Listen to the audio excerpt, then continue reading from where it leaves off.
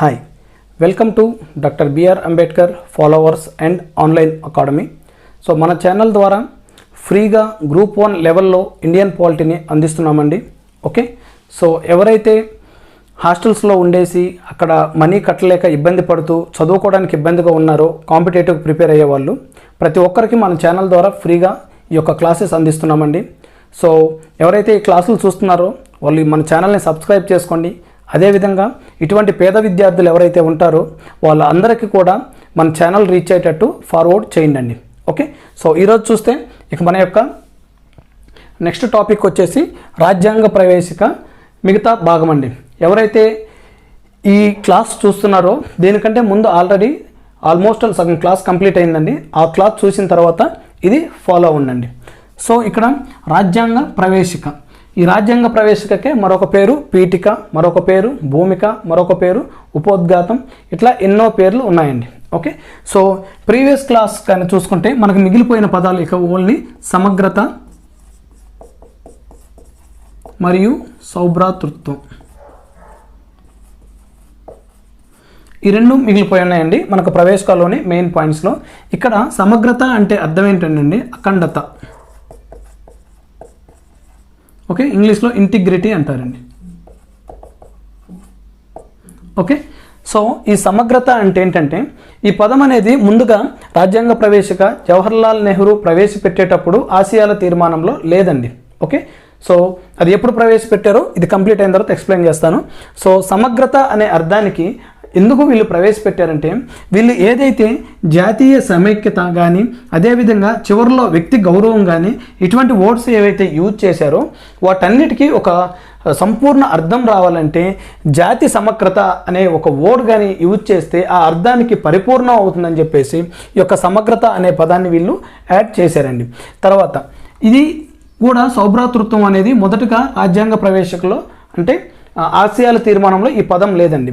Doctor B R Ambedkar ఈ పదాన్ని 1948లో add చేశారండి.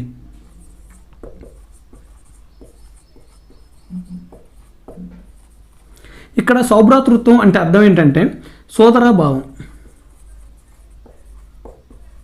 ఇప్పుడు ఈ పీఠిక కానీ ఈ ప్రవేశిక కానీ దాంట్లో ఉన్న పదాలన్నిటిలో కూడా మనం ఏదైతే సమానత్వం, న్యాయం, సామాజిక న్యాయం, అదేవిధంగా ఆర్థిక న్యాయం, అదేవిధంగా రాజకీయ న్యాయం, ఇట్లా ఇవన్నిటికీ ఒక పరిపూర్ణమైన అర్థం రావాలంటే దానిలో వీళ్ళు ఏ కులమత భేదాలు లేకుండా, మేము హెచ్చుతగ్గులు లేకుండా అందరూ సోదరాభావంతో మెలగాలి అనే కాన్సెప్ట్ తోటి డాక్టర్ బిఆర్ అంబేద్కర్ సౌభ్రాతృత్వాన్ని ఈ యొక్క పీఠికలో పొందుపరిచారండి. ఓకే, సో ఇక ఇంతవరకు కంప్లీట్ అయితే ఇది మనం ముందుగా ఇక్కడ తెలుసుకోవాల్సింది ఎగ్జామ్లో ఏమడుగుతారంటే మెయిన్ పాయింట్ సామ్యవాదం కానీ అదేవిధంగా లౌకిక కానీ, సామ్యవాదం, లౌకిక, సమగ్రత,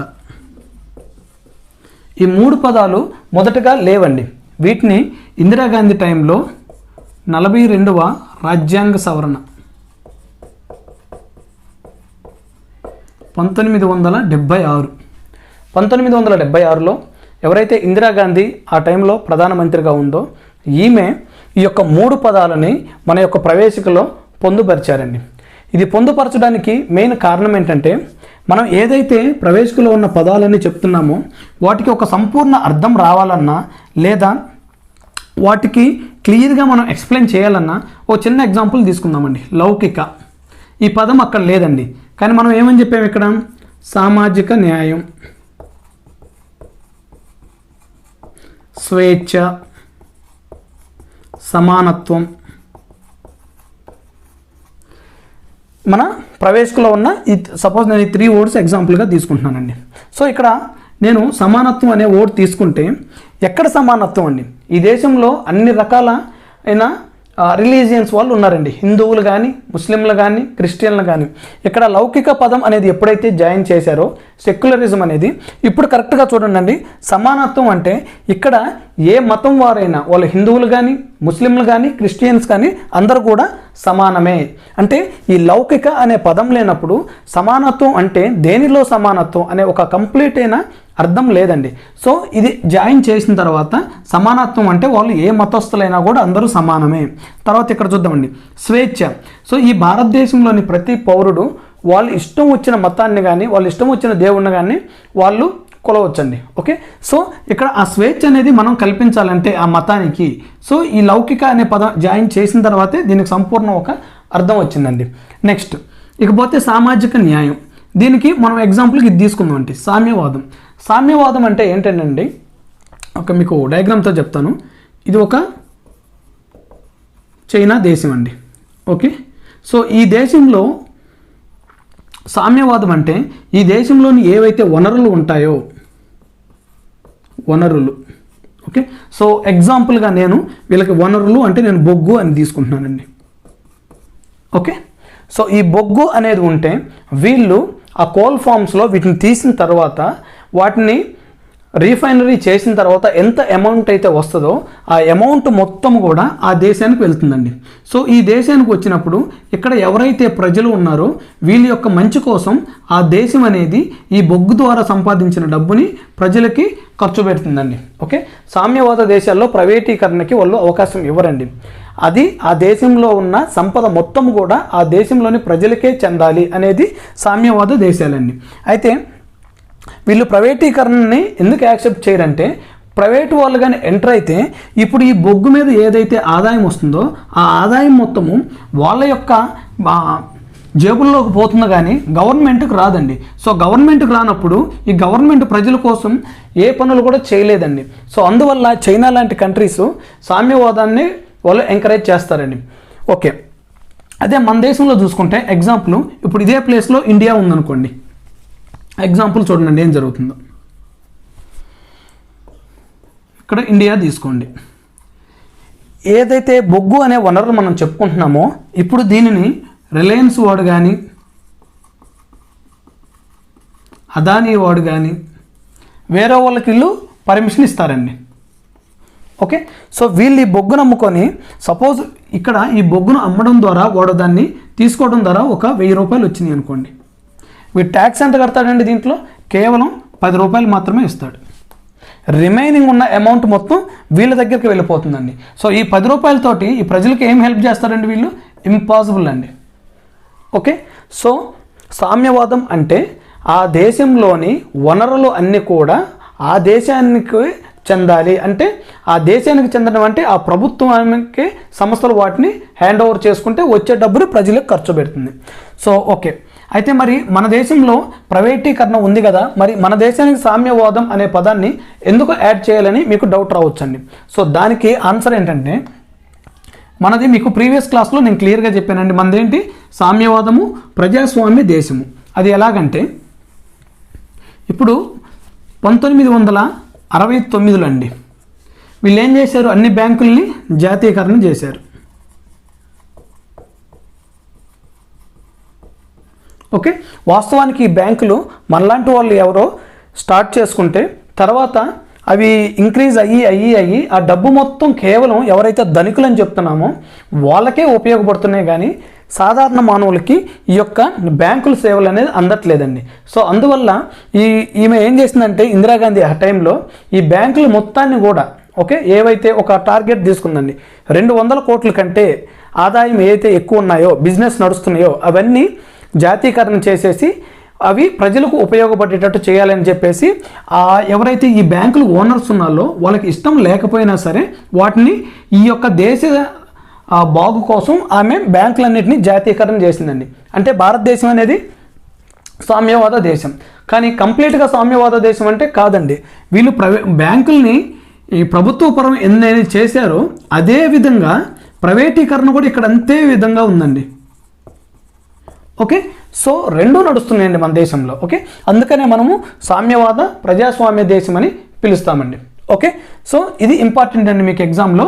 సామ్యవాదం, లౌకిక సమగ్రత 42వ రాజ్యాంగ సవరణ 1976 ద్వారా చేర్చబడింది. ఓకే, సో మీకు ఎగ్జామ్లో ఎలా అడుగుతారంటే అండి వాళ్ళు క్వశ్చను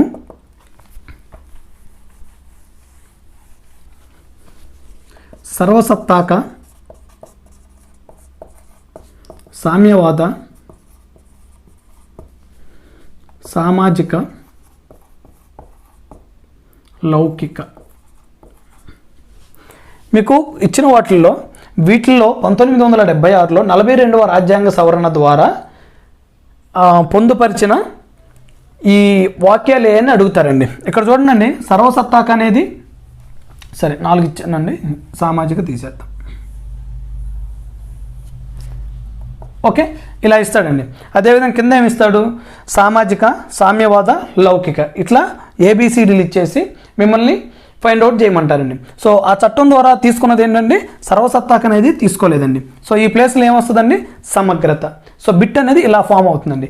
ఒకవేళ ఇలా ఇవ్వకుండా సామ్యవాదం, లౌకిక, సమగ్రత ఇవి ఏ రాజ్యాంగ సవరణ ద్వారా రాజ్యాంగ ప్రవేశికలో పొందుపరిచారంటే 42వ రాజ్యాంగ సవరణ అండి.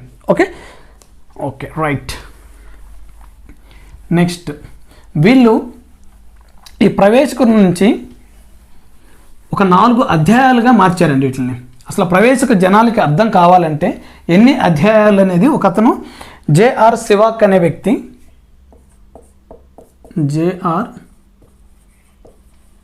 సివాక్, ఇతను ఈ యొక్క రాజ్యాంగ ప్రవేశిక యొక్క ప్రాముఖ్యతను కానీ అదేవిధంగా ఈ యొక్క రాజ్యాంగాన్ని కానీ ఎలా అర్థం చేసుకోవాలి ఈ దేశ ప్రజలు అనే దానికోసం 4 అధ్యాయాలుగా చేశాడండి. ఒకటి చూద్దాం. ఫస్ట్, రాజ్యాంగ అధికారం.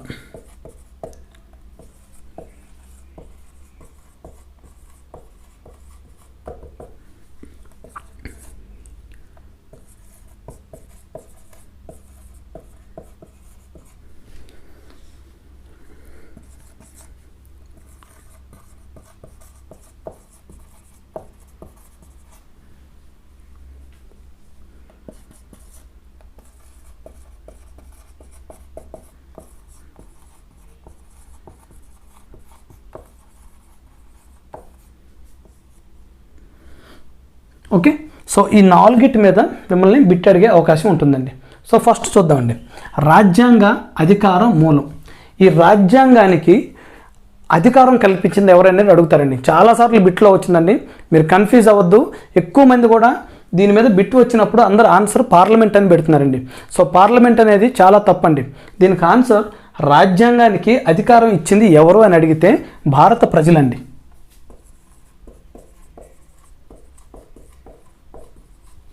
ఓకే, సో దీని మీద చాలాసార్లు బిట్స్ వచ్చాయండి, గుర్తుంచుకోండి. రాజ్యాంగ అధికారం మూలం అంటే మన రాజ్యాంగానికి అధికారం ఎవరి ద్వారా వచ్చిందంటే ప్రజల ద్వారా అండి. ప్రజలు రాజ్యాంగానికి అధికారం ఇచ్చి ఆ రాజ్యాంగంలో పొందుపరిచిన ఏవైతే ఉన్నాయో అవి ప్రభుత్వం వాళ్ళు వాటిని ప్రజలకి ఉపయోగించేటట్టు చూడాలండి. ఓకే, సో ఇక్కడ పార్లమెంట్ అంటే తప్పు. ఈ రాజ్యాంగం సవరణ కానీ లేదా రాజ్యాంగాన్ని అమలుపరచడానికి అవకాశం ఎవరికి ఇచ్చిందంటే అప్పుడు పార్లమెంట్ అండి. ఓకే, సో మనకి ఏదైనా రాజ్యాంగ సవరణ చేయాలన్నా లేదా రాజ్యాంగంలో కొన్ని ఏమైనా పొందుపరచాలన్నా వాటి గురించి మాట్లాడాలన్నా రాజ్యాంగం ఎవరికి అవకాశం ఇచ్చిందంటే పార్లమెంటు. రాజ్యాంగ అధికారానికి మూలం ఎవరంటే భారత ప్రజలు, భారత ప్రజలమైన మేము. ఓకే, సో నెక్స్ట్, భారత రాజ్యం స్వభావం. ఇక్కడ కన్ఫ్యూజ్ అవ్వద్దండి. రాజ్యం అంటే ప్రభుత్వం. మీకు ఆర్టికల్ 12లో దీని గురించి క్లియర్గా ఎక్స్ప్లెయిన్ చేస్తానండి. ఇక్కడ ఆర్టికల్ 12 అసలు రాజ్యం అంటే ఏంటో మీకు ఆర్టికల్ 12లో క్లియర్గా ఎక్స్ప్లెయిన్ చేస్తాను. ఓకే, సో భారత ప్రభుత్వ స్వభావం. రాజ్యం అంటేనే ఇక్కడ ప్రభుత్వం. సో ఈ యొక్క స్వభావం ఏమని చెప్తుందండి, మనకి ఏమేమి వస్తాయి దీంట్లో? సర్వసత్తాక, సామ్యవాద, లౌకిక, ప్రజాస్వామ్య, గణతంత్ర. ఓకే,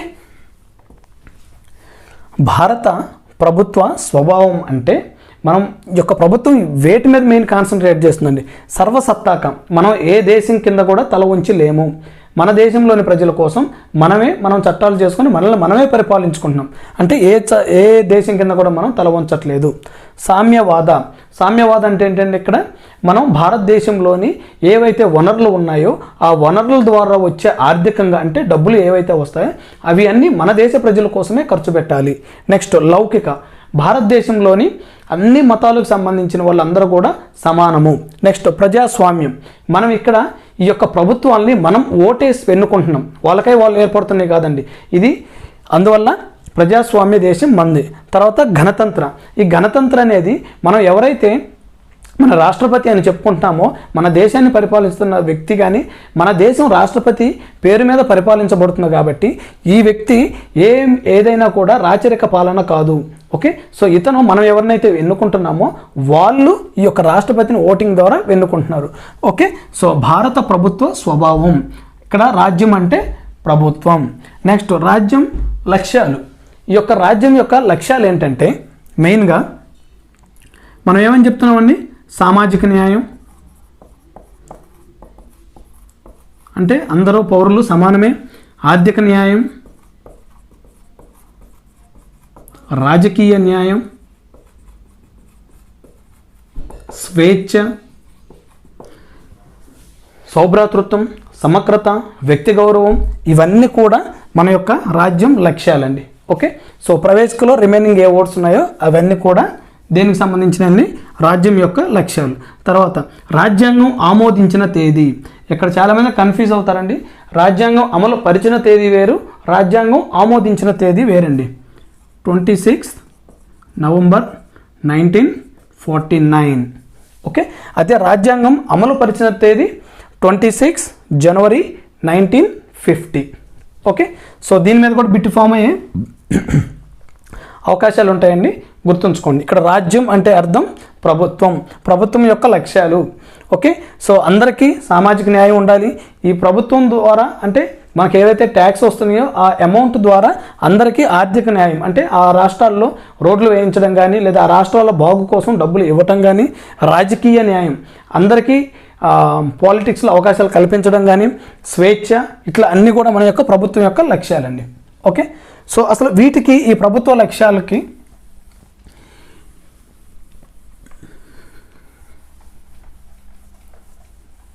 జేఆర్ సేవాగ్ కూడా చాలా ఇంపార్టెంట్ అండి. నెక్స్ట్ అయితే ఈ యొక్క రాజ్యాంగ ప్రవేశికను చాలామంది వ్యక్తులు చాలా రకాలుగా చెప్పారండి. కొంతమంది విమర్శించారు, కొంతమంది ప్రవేశిక చాలా మంచిదని చెప్పారు. వాళ్ళు కూడా మ్యాక్సిమం మీరు గుర్తుంచుకోవడానికి ట్రై చేయండి. ఎవరైతే మన ముసాయిదా కమిటీ అని చెప్పుకుంటున్నామో దానిలోని ఒక సభ్యుడు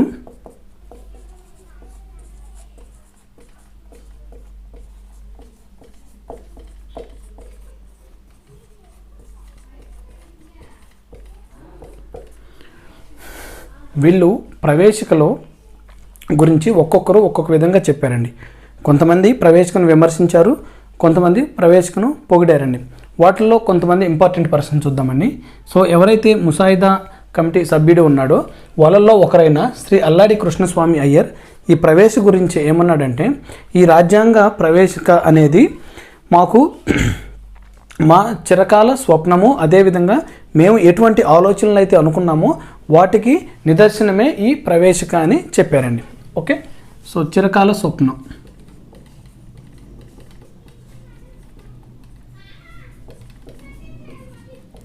మరియు ఆలోచనలకు నిదర్శనం. ఓకే, సో ఇదే ముసాయిదా కమిటీలో ఇంకొక వ్యక్తి ఉన్నారండి, కేఎం మున్షి.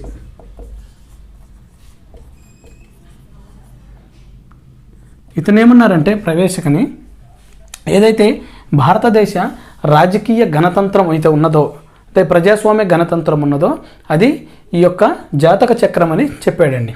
ఓకే, భారతదేశ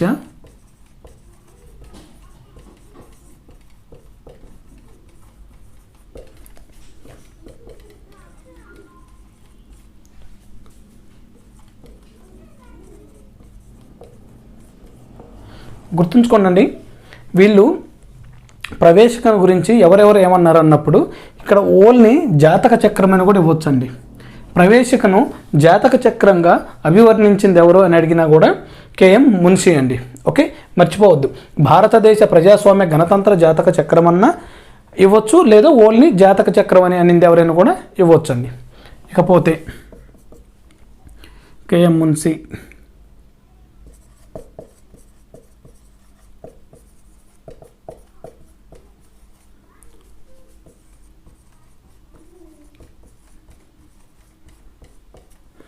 పండిట్ ఠాగూర్ రామ్ భార్గవ్ అండి.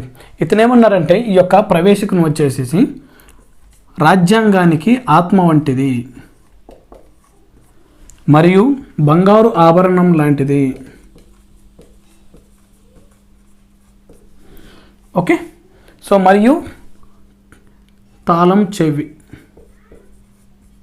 మనం ఏదైతే కీ యూజ్ చేస్తామో అటువంటి తాళం చెవి లాంటిదని చెప్పేసి పండిట్ ఠాగూర్ చెప్పారండి. సో నెక్స్ట్ ఇంకా ఎవరైనా ఫేమస్ వ్యక్తిని తీసుకుంటే ఎర్నెస్ట్ బార్కర్. ఇతను వచ్చేసి ఈ యొక్క ప్రవేశికను రాజ్యాంగానికి తాళం చెవి లాంటిది, కీనోట్ అని అన్నారు. మరి అదేవిధంగా ఇతను కీలక సూచిక.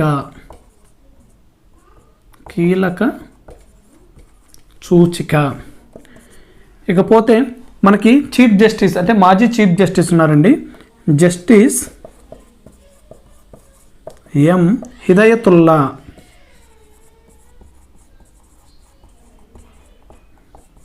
ఇతను కూడా ప్రవేశికను రాజ్యాంగానికి ఆత్మ వంటిది అని చెప్పాడండి. ఓకే, ఇలా ఎంతోమంది ఈ యొక్క ప్రవేశికను గురించి వీళ్ళు వివరించారు. సో వాళ్ళలో కొంతమంది ఇంపార్టెంట్ వాళ్ళు ఎవరెవరు ఏమన్నారో వాటి గురించి ఇక్కడ మనం ఎక్స్ప్లెయిన్ చేయడం జరిగిందండి. ఓకే, సో ఇకపోతే దీంట్లో మెయిన్గా మనం గుర్తుంచుకోవాల్సింది ఈ యొక్క ప్రవేశిక విషయంలో సుప్రీంకోర్టు ఇచ్చిన తీర్పులు ఎటువంటివి వాటి గురించి తెలుసుకోవాలండి. చాలా ఇంపార్టెంట్ అండి. అసలు ప్రవేశిక అంటేనే మీకు మ్యాక్సిమం బిట్ ఫామ్ అయిందంటే అది సుప్రీంకోర్టు తీర్పుల మీదే ఇస్తారండి. సో ఇక్కడ మెయిన్గా మనం తెలుసుకోవాల్సింది ఏంటంటే ఈ యొక్క సుప్రీంకోర్టులో ఇచ్చిన తీర్పుల్లో ప్రవేశిక రాజ్యాంగంలో అంతర్భాగమా?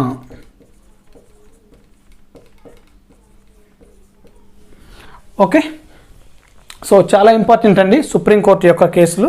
సో ప్రతి ఒక్కరు కొంచెం ఈ యొక్క ప్రవేశికలో, ఎందుకంటే ఈ బిట్స్ అనేవి ఎలా అయినా ఫామ్ అవ్వచ్చు అండి. సుప్రీంకోర్టు తీర్పు మీద అడగొచ్చు, లేదా ఇప్పుడు ఎవరైతే చెప్పామో వీళ్ళు ఆ ప్రవేశికను ఏమని చెప్పారని అడగొచ్చు. సో సుప్రీంకోర్టు తీర్పు ఎందుకు ఒకసారి ప్రవేశికను రాజ్యాంగంలో అంతర్భాగం అని చెప్తుంది, ఒకసారి ఎందుకు కాదనేది కూడా మీరు తెలుసుకోవాలండి. ఓకే, సో మొట్టమొదటిగా ఒకవేళ మనం దీని గురించి తెలుసుకోవాలనుకుంటే ఏకే గోపాలన్ కేసు అండి.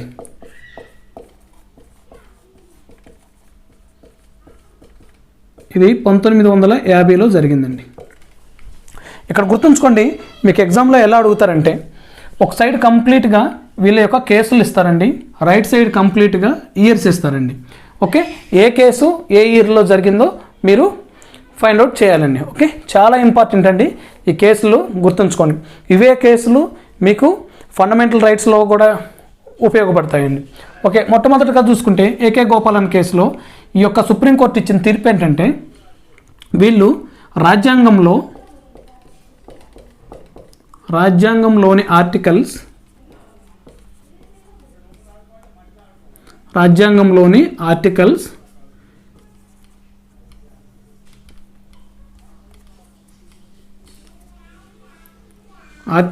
యొక్క అర్థము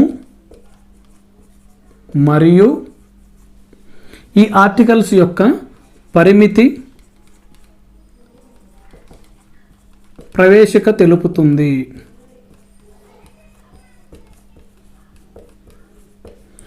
రైట్, సో ఈ యొక్క కేసులో ఆ ప్రవేశిక గురించి సుప్రీంకోర్టు ఏమని చెప్పిందంటే ఏదైతే రాజ్యాంగం ఉందో ఆ రాజ్యాంగంలోని ఆర్టికల్స్ దాని యొక్క ఒక్కొక్క ఆర్టికల్ యొక్క అర్థమును తెలుపుతుంది, అదేవిధంగా ఆ ఆర్టికల్ యొక్క పరిధేంటో క్లియర్గా వివరిస్తుందని సుప్రీంకోర్టులో ఈ తీర్పు చెప్పారండి.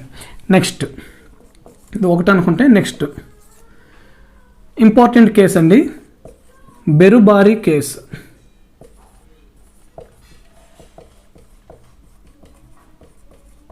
మీకు ఇయర్స్ ఇంపార్టెంట్ అండి. ఇక్కడ 1960.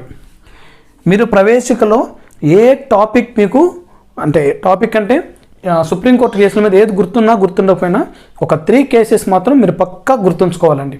ఓకే, సో ఆ గుర్తుపెట్టుకునే కేసుల్లో మొట్టమొదటిది బెరుబారి యూనియన్ కేసు అండి. ఓకే, ఈ బెరుబారి అనేది ఒక ప్రాంతం అండి. ఆ ప్రాంతం ఏంటి, ఈ యొక్క కేసు ఎప్పుడు వేశారు, దీని యొక్క చరిత్ర ఏందనేది మీకు క్లియర్గా నేను ఆర్టికల్స్ చెప్పేటప్పుడు దీని యొక్క హిస్టరీ ఒక్కొక్కటి క్లియర్గా ఎక్స్ప్లెయిన్ చేస్తానండి. ఇక్కడ వాటి యొక్క చరిత్ర అవసరం లేదు, బట్ ఇక్కడ ఈ ప్రవేశిక గురించి ఈ కేసులో ఏం చెప్పారనేది మనకి ఇంపార్టెంట్ అండి ఇక్కడ. ఓకే, సో బెరుబారి యూనియన్ కేసులో సుప్రీంకోర్టు ఇచ్చిన తీర్పు ఏంటంటే ప్రవేశిక లేదా పీఠిక రాజ్యాంగంలో భాగం కాదు. చాలా ఇంపార్టెంట్ అండి. ఓకే, సో బెరుబారి బేస్ గుర్తుంచుకోండి. ప్రవేశిక అనేది రాజ్యాంగంలో భాగం కాదు, అంతర్భాగం కాదు. నెక్స్ట్ ఇంకొక కేసు చెప్పుకుంటే వీటిలో ఇంపార్టెంట్ వచ్చేసి William Golaknath versus state of Punjab. ఇది వచ్చేసి 1967లో జరిగిందండి. చాలా ఇంపార్టెంట్ అండి.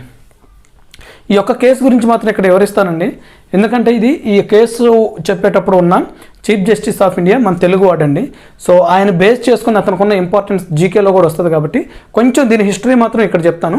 రిమైనింగ్ కేసులు అన్నింటిని కూడా మీకు ఎక్కడైతే ఏ ఆర్టికల్లో దాని టైం వస్తుందో అక్కడ నేను క్లియర్గా దాని యొక్క హిస్టరీ కూడా మీకు చెప్తానండి. సో ఈ William Golaknath versus state of Punjab ఈ యొక్క కేసు ఏంటంటే అండి, ఈ కేసుని ఆ టైంలో డీల్ చేసిన వ్యక్తి chief justice of India Koka Subbarao అండి. కోకా సుబ్బారావు. ఓకే, సో ఇతని యొక్క ఇంపార్టెన్స్ ఏంటని ఒకసారి కానీ మనం ఆలోచిస్తే, ఎప్పుడైతే మనకి ఆంధ్ర రాష్ట్రం ఏర్పడిందో,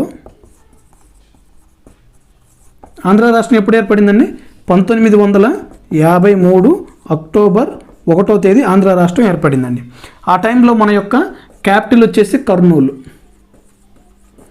మీకు ఇతని మీద జీకేలో బిట్ ఫామ్ అవుద్దని నేను ఇక్కడ ఇతని గురించి ఎక్స్ప్లెయిన్ చేస్తానండి. ఓకే, సో నెక్స్ట్ ఇదే టైంలో వీళ్ళు కర్నూలునేమో క్యాపిటల్గా పెట్టుకున్నారండి, రాజధాని. రైట్, బట్ వీళ్ళు 1954లో జూలై 4న గుంటూరు అండి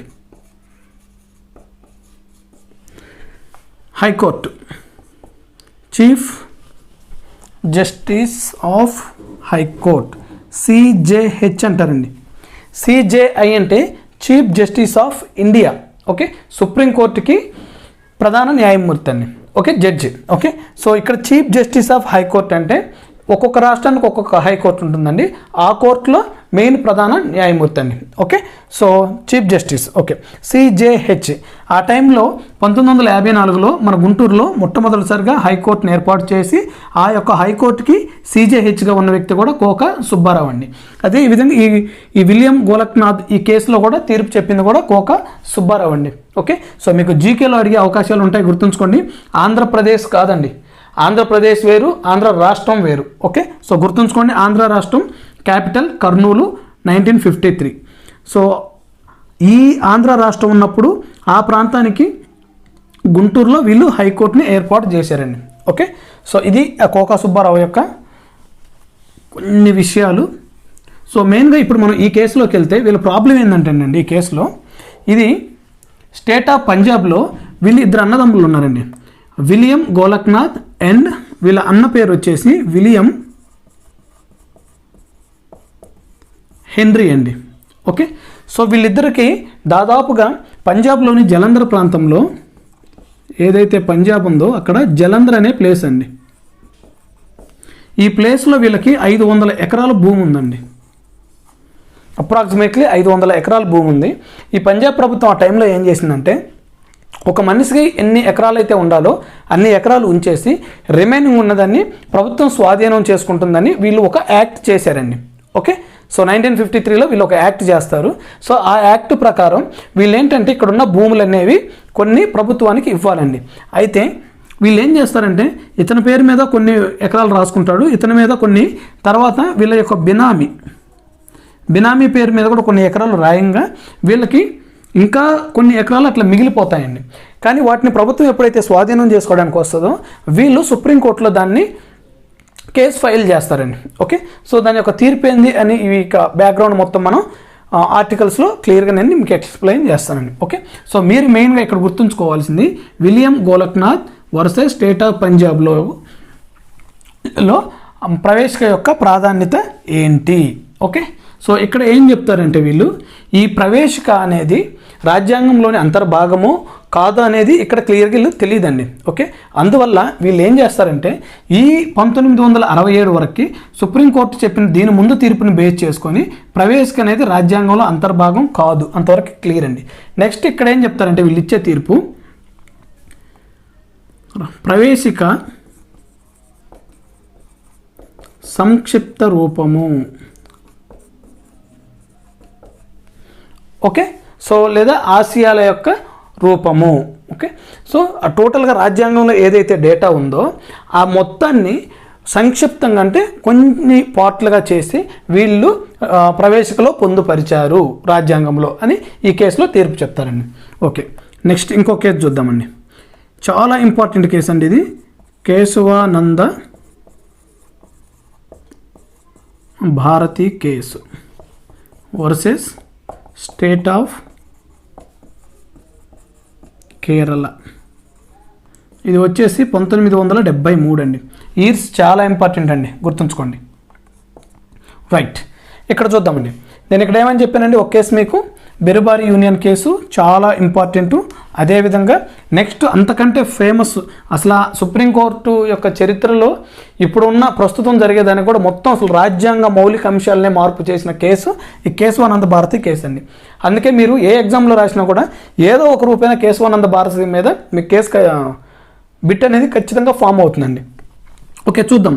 ఈ కేశవానంద భారతి అనే వ్యక్తి ఈ మనం చెప్పుకుంటాం చూడండి ఆశ్రమాలు, వాటికి ఒక పీఠాధిపతి ఉంటాడండి. అట్లాగా ఈ కేశవానంద భారతి అనే అతని ఉన్న ఆ ఆశ్రమంలో ఎన్నో వందల ఎకరాల భూములు ఉంటాయండి.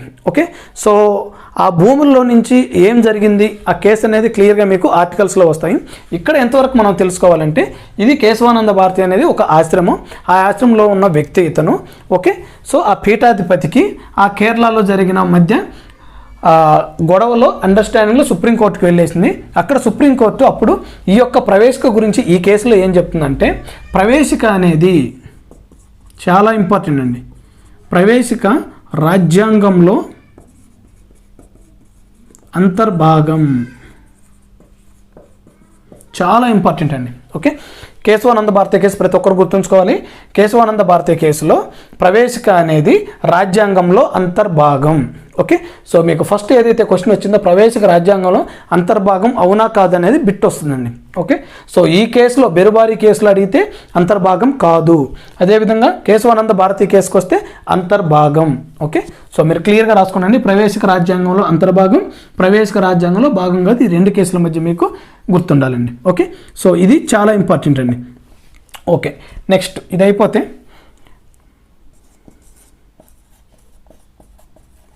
ఎక్సెల్వేర్ కేసు. ఇది వచ్చేసి 1979. ఇది కూడా ఇంపార్టెంట్ అండి. ఈ ఎక్సెల్ కేసులో ముఖ్యంగా మనం మాట్లాడుకోవాల్సింది సామ్యవాదం అనే పదానికి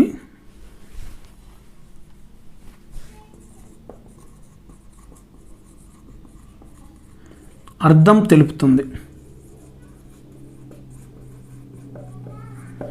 ఓకే, ఈ కేసులో ఏం చెప్తుందంటే అండి, ఎక్సెల్వేర్ కేసులో 1979లో జరిగిన ఈ కేసులో సుప్రీంకోర్టు ఏమని చెప్తుందంటే మనది మెయిన్గా అసలు ప్రజాస్వామ్య దేశమా లేదా సామ్యవాద దేశం అంటే మీకు ఇంతకుముందే క్లియర్గా ఎక్స్ప్లెయిన్ చేశానండి.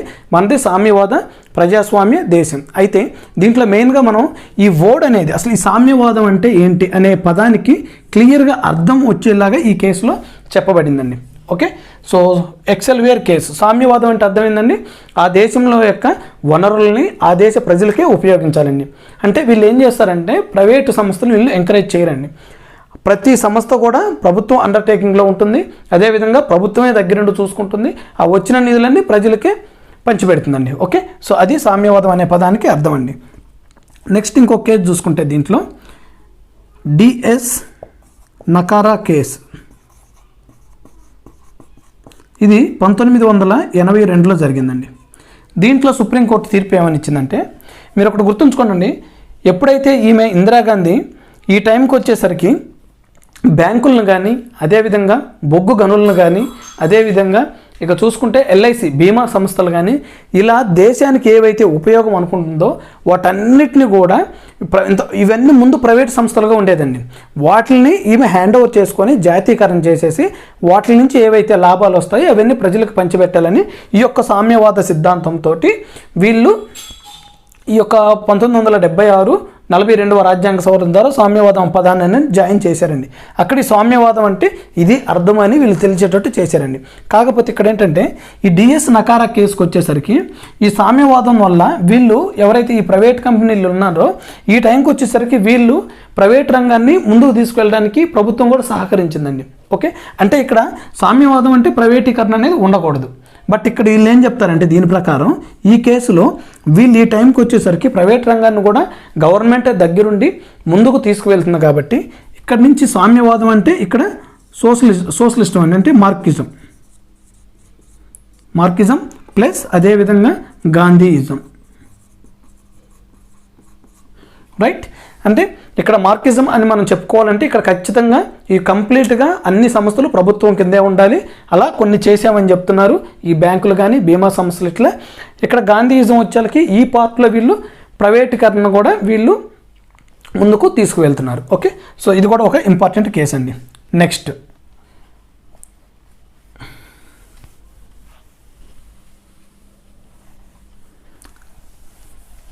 కేసుల మీద మీకు మంచి పట్టు ఉండాలండి, చాలా ఇంపార్టెంట్. మీకు ఆర్టికల్స్లో కానీ ప్రవేశికల్లో కానీ ప్రతి చోట కూడా మీకు కేసుల మీద ఏదో ఒక చోట బిట్ అనేది ఫామ్ అవుతుందండి. ఓకే, నెక్స్ట్ ఇంకొక కేసు చూద్దామండి.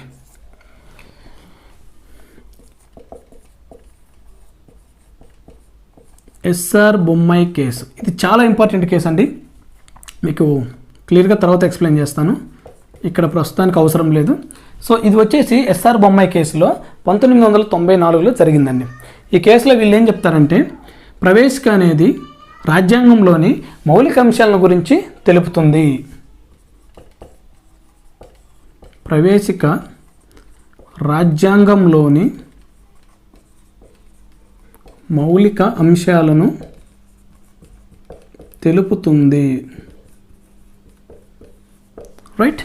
సో ఇక్కడ మౌలిక అంశాలు అంటే ఏంటంటే ఏవైతే మనం చెప్తున్నామో సర్వసత్తాక, సామ్యవాద, లౌకిక, ప్రజాస్వామ్య, గణతంత్ర, స్వేచ్ఛ, సమానత్వం, సభ్రాతృత్వం, అదేవిధంగా సామాజిక న్యాయం, ఆర్థిక న్యాయం, రాజకీయ న్యాయం, ఇవన్నీ అంశాల గురించి అంటే రాజ్యాంగంలోని మౌలిక అంశాలను ఈ ప్రవేశిక తెలుపుతుందని ఎస్ఆర్ బొమ్మాయి కేసులో చెప్తానండి. ఓకే, సో ఇది కూడా కొంచెం ఫేమస్ కేసు, దీన్ని మీకు ఆర్టికల్స్లో ఒక్కొక్క ఆర్టికల్ టైంలో ఒక్కొక్క కేసు ఎంటర్ అవుతూ ఉంటుందండి. ఓకే, సో అప్పుడు మనం క్లియర్గా ఎక్స్ప్లెయిన్ చేస్తాం.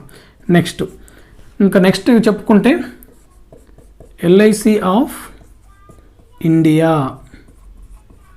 ఇది వచ్చేసి 1995 అండి. మళ్ళీ చెప్తున్నాను, మీకు కేసు గుర్తుండాలి, అదేవిధంగా ఇయర్స్ కూడా గుర్తుండాలండి. Okay, so LIC of India కేసులో ఇది మళ్ళీ వీళ్ళు ప్రవేశిక రాజ్యాంగంలో అంతర్భాగమే, రైట్. గుర్తుంచుకోండి, కేశవానంద భారతి కేసులో మొట్టమొదటిసారిగా ప్రవేశిక రాజ్యాంగంలో అంతర్భాగం అని చెప్పారండి. సో అంతే ఇంపార్టెన్స్ ఉన్న ఇంకొక కేసు వచ్చేసి ఎల్ఐసి ఆఫ్ ఇండియా 1995లో మళ్ళీ పునఃపరిశీలన చేసుకొని ప్రవేశిక రాజ్యాంగంలో అంతర్భాగమే అని మళ్ళీ చెప్పిందండి. ఓకే, నెక్స్ట్ ఇంకోటి చూసుకుంటే అశోక్ గుప్తా కేసు 1997 అండి.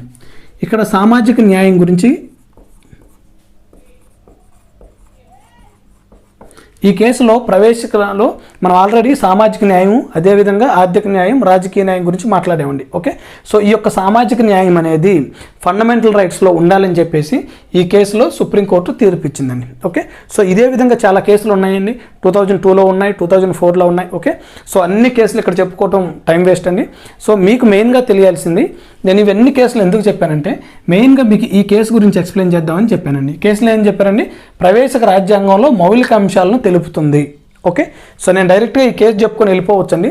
కానీ దానికంటే ముందేం జరిగిందో మీకు కానీ ఒక అవగాహన ఉంటే, సో ఏ లెవెల్ ఎగ్జామ్ అయినా సరే మీరు ఒక అండర్స్టాండింగ్ ఉంటుందని క్లియర్గా నేను అన్ని కేసులు చెప్పుకుంటూ వచ్చానండి. ఓకే, సో ఇప్పుడు అసలు ఈ రాజ్యాంగంలోని మౌలిక అంశాలకు ఈ యొక్క ప్రవేశికకు రిలేషన్ ఏందో ఇప్పుడు చూద్దామండి. ఓకే, కేసులు చాలా ఇంపార్టెంట్ అండి.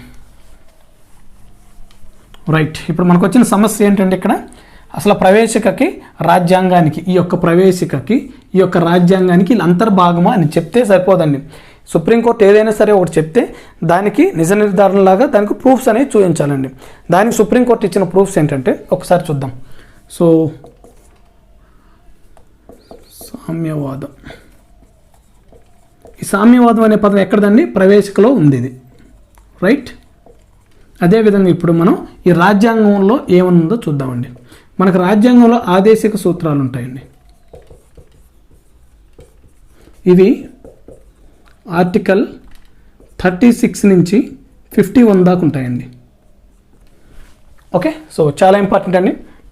సో చూడండి, ప్రవేశికలో ఏమో సామ్యవాదం అనే పదం యూజ్ చేశారు. సో ఎప్పుడు యూజ్ చేశారండి ఇది? 1976లో 42వ రాజ్యాంగ సవరణ ద్వారా ఇది సామ్యవాదాన్ని ప్రవేశికలో పొందుపరిచారు. సో ఈ ప్రవేశికలో ఉన్న ఈ సామ్యవాదాన్ని మనం రాజ్యాంగంలోకి ఏ విధంగా చెప్తున్నామంటే ఇక్కడ ఆదేశిక సూత్రాలు ఉంటాయండి. అవి ఆర్టికల్ 36 నుంచి 51 వరకు ఉంటాయి.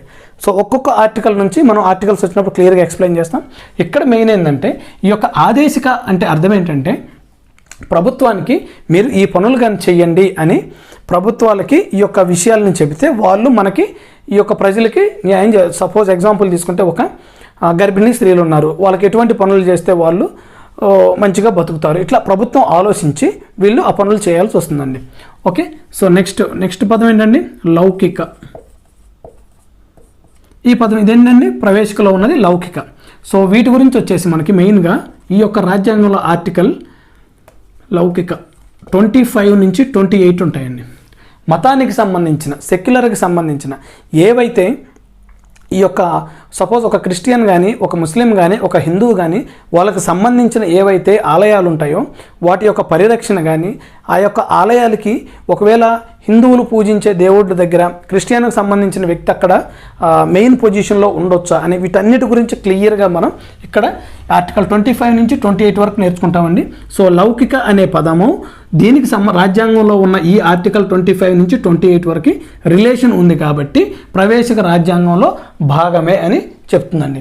నెక్స్ట్ ప్రజాస్వామ్యం. ప్రజాస్వామ్యం అంటే మనకి మెయిన్గా ఆర్టికల్లో 326 చెప్తుందండి.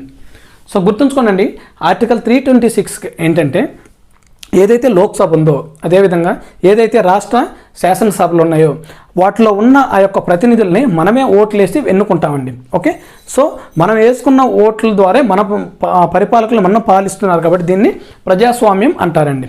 ఓకే, సో ఆర్టికల్ 326 అంటే ఏంటి, లోక్సభ మరియు మన ఏదైతే రాష్ట్ర శాసనసభ ఉందో దీనిలోని సభ్యులని మనము మన యొక్క సార్వజనీన ఓటు హక్కు ద్వారా మనం వీళ్ళని ఓట్లేసి గెలిపించుకుంటున్నాం కాబట్టి మనది ప్రజాస్వామ్యం. అది ఎక్కడ చెప్పబడిందండి, ఆర్టికల్ 326లో ఉంది కాబట్టి మన ప్రవేశికలో ప్రజాస్వామ్యం అనే ఓడు ఉంది కాబట్టి సో ప్రవేశిక అనేది రాజ్యాంగంలో అంతర్భాగమే. ఓకే, నెక్స్ట్ గణతంత్ర. ఆర్టికల్ 54 అదేవిధంగా 55 అండి. సో మనది రాచరికపు పాలన కాదండి. మనం బ్రిటన్ లాంటి దేశాల్లో చూసుకుంటే ఆ దేశం కంప్లీట్గా ఆ యొక్క చక్రవర్తి పేరు మీద కానీ లేదా వాళ్ళ యొక్క రాణిగారి పేరు మీద కానీ వాళ్ళ యొక్క పరిపాలన ఉంటుందండి. కానీ మన దేశంలో రాష్ట్రపతి పేరు మీద మన యొక్క పరిపాలన నడుస్తుందండి. సో అందువల్ల ఇక్కడ ఆర్టికల్ 54 ఏం చెప్తుందంటే రాష్ట్రపతిని మన దేశానికి ఒక రాష్ట్రపతి ఉంటాడు, అతన్ని ఎన్నుకోవాలని చెప్పేసి 54 చెప్తుందండి. ఈ ఆర్టికల్ 55 ఏం చెప్తుందంటే ఆ రాష్ట్రపతిని ఎన్నుకోవడానికి ఎటువంటి విధానాలు అంటే ఎలక్షన్స్ ఎలా జరపాలి అనేది ఇక్కడ 55 గురించి చెప్తుందండి. ఓకే, సో అందువల్ల ఇది రాజ్యాంగంలో భాగమే. నెక్స్ట్ ఇంకేమున్నాయండి? సర్వసత్తాక, సామ్యవాద, లౌకిక, ప్రజాస్వామ్య, గణతంత్ర, సామాజిక న్యాయం. సామాజిక న్యాయం, నెక్స్ట్ ఆర్థిక న్యాయం, నెక్స్ట్ రాజకీయ న్యాయం, నెక్స్ట్ స్వేచ్ఛ, నెక్స్ట్ సౌభ్రాతృత్వం, నెక్స్ట్ సమానత్వం. ఓకే, నెక్స్ట్ సమగ్రత. ఓకే, సో ఇవన్నీ ఇంపార్టెంట్ అండి. వీటి యొక్క రిలేషన్ మనం క్లియర్గా ఎక్స్ప్లెయిన్ చేయాలి. ఓకే, సో ఇప్పుడు సామాజిక న్యాయం అనేది ఉందండి. సో ఇదేమో ప్రవేశికలు చెప్తుంది. ఇప్పుడు ఆర్టికల్కి వచ్చేళ్ళకి వీళ్ళకి సామాజిక న్యాయంలో ఏముంటాయంటే సపోజ్ మనం article 17, article 14, article 15, article 16. Okay, right అండి. సో సపోజ్ ఇప్పుడు ఆర్టికల్ 17 తీసుకుంటేనండి మన భారతదేశంలో ఉన్న అంటరానితనం అనేది ఉండకూడదండి. ఎవరిని కూడా అంటరాని వాళ్ళుగా మనం చూడకూడదు. సో అస్పృశ్యత నివారణ అనేది ఆర్టికల్ 17లో ఉంటుంది. సామాజిక న్యాయం అంటే అందరూ కూడా సమానంగానే ఉండాలి. నెక్స్ట్ ఆర్టికల్ 14 ఏం చెప్తుందంటే చట్టం ముందు అందరూ సమానమేనండి. ఓకే, సో ఇక్కడ సమానత్వం అంటే ఇక్కడ కూడా మీకు ఆర్టికల్ 14 అనేది రిఫ్లెక్ట్ అవుతుంది. రైట్, సో సమానత్వం. ఆర్టికల్ 15 వచ్చేసి వీళ్ళు మెయిన్గా దీంట్లో ఏంటంటే ఆర్టికల్ 15 వచ్చేసి మతం పేరు కానీ, మతం కానీ, కులం కానీ, జాతి కానీ, లింగభేదం కానీ, జన్మస్థలం, ఇటువంటి వీటి పేర్లు చెప్పుకొని మేము హయ్యర్ క్యాస్టు, మేము లోయర్ క్యాస్టు అనే కులం గురించి కానీ, మాది హిందూ మతం, మీరు క్రిస్టియన్స్ అని కానీ, లేదా జెండర్ బేస్ చేసుకొని కానీ, వాళ్ళు పుట్టిన స్థలాల ప్లేస్ల నుంచి కానీ ఇటువంటి వాటిలో వివక్షత చూపకూడదని మనకు ఆర్టికల్ 15 చెప్తుందండి. సో సామాజిక న్యాయం గురించి ఆర్టికల్ 15లో క్లియర్గా మనం ఎక్స్ప్లెయిన్ చేస్తాం. నెక్స్ట్ ఆర్టికల్ 16 వచ్చేసేసి ఉద్యోగాల్లో సమాన హక్కులు అవేంటి అనేది మనం ఇక్కడ ఎక్స్ప్లెయిన్ చేస్తామండి. ఓకే, సో నెక్స్ట్ ఆర్థిక న్యాయం. ఆర్థిక న్యాయం గురించి అంటే మనం చెప్పుకుంటే మెయిన్గా ఆర్టికల్ 23 అండ్ ఆర్టికల్ 24 అండి. ఓకే, సో ఆర్టికల్ 23 అంటే ఏంటంటే వెట్టి